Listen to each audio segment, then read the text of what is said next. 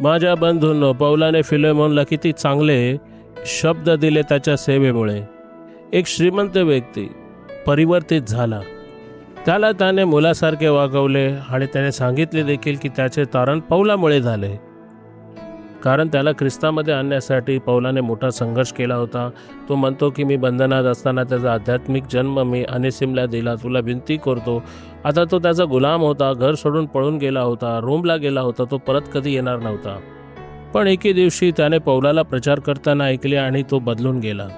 त्याने पौलाला नक्की विचारले असेल, मी आता काय करू? पौलाने म्हटले असेल, परत जा.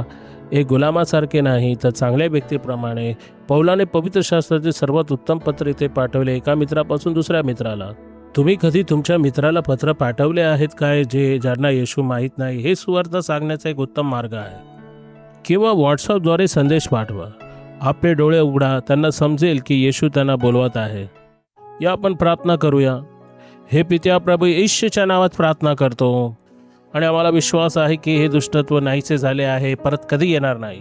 येशूच्या नावाने देव तुम्हाला आशीर्वादित करो, त्याच्या गौरवासाठी सुरक्षित ठेव आणि तुमच्या आरोग्याने मला आनंद होतो. आमेन.